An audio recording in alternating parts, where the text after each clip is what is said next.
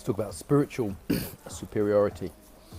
So this is something that has a shadow side, something I see a lot all over the place, something I struggle with myself. So the basic idea here is I'm better than you or whoever because I do spiritual practice, whatever that is. Maybe that was martial arts, Buddhism, I do integral practice, I do dance, whatever your practice is. This is the idea that we are better than other people because we do that practice. I think I see this in all kinds of ways, talking about the normal people or the muggles. I like that one, the muggles, the normies, people that don't have this enlightened perspective. And considering the behaviour of many people in such spiritual communities, that's completely ridiculous. And considering the fact there are very, very good people outside of those communities, it's completely ridiculous.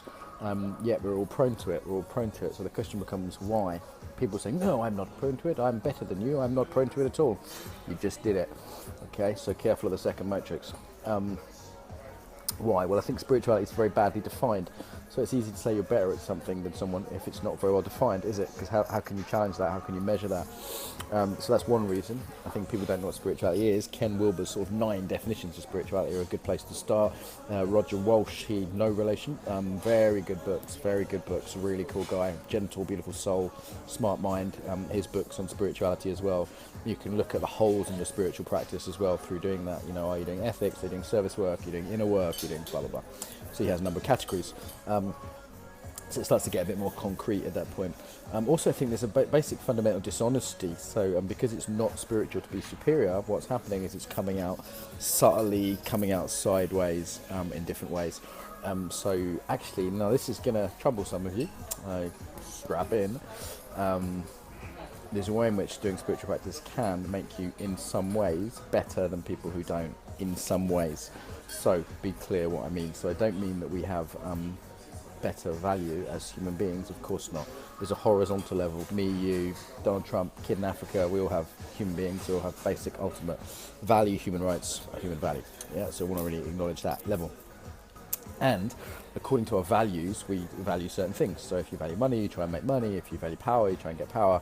If you value emotional development, spiritual development, you will try and get that. Now, assuming you're not a complete idiot and your teachers aren't complete idiots, you will be more or less successful at that, even in some very small ways.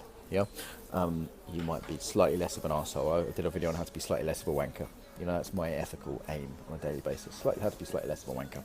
Now, I imagine that pre-sobriety and pre-Buddhism, I'm not saying I'm perfect, but pre the kind of spiritual practices that I'm involved with now, 12-step, Buddhism, etc., embodiment, I was probably slightly more of a wanker. That's the feedback I've got from people that know me. My sister says, well, you're still a wanker, but you're slightly nicer bloke now. Yeah. Oh, I like that, how you're an uncle now. I couldn't have imagined you doing that when you were drinking. Yeah.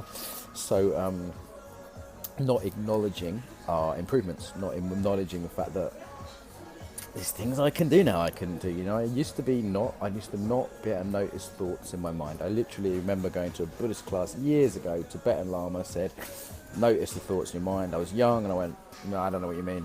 I am my thoughts. What are you talking about? And now I'm like, oh, look, there's a thought. There's a picture. So there's certain skills we can develop, as well as the ethical stuff, like actually things we can do differently. So I think we need to acknowledge those while not giving them too much value, right? Like, oh yeah, I can notice thoughts in my mind. Sometimes that's helpful in order for reframing thoughts, or, that's a certain level of development. If you're into kind of spiral dynamics or other models of development, can be very useful here. So looking at states, looking at stages, looking at types, differentiating those nice integral model stuff. And actually acknowledging where we might have made a stage development where we're able to change our state, and what's just our type and not worth getting superior about. Some people are just more yin naturally, more soft and open, and they claim that's a spiritual thing, where it's fucking not. It's just how they were born. Some people like me are a bit more fierce, and again, I'm not going to try and claim that as a practice. My niece has got that. She's 5. It's just how she is. My sister's got it, whatever. So yeah, I think stemming from this is not actually acknowledging the ways in which we are superior, dare I say it, that we have certain practices superior at certain things in certain ways, being a bit more specific, but not better as people. So I think the denial here is part of the problem. So yes, there's my thoughts on spiritual arrogance, spiritual superiority. Ways to manage that could also be discussed, but my friends just got here.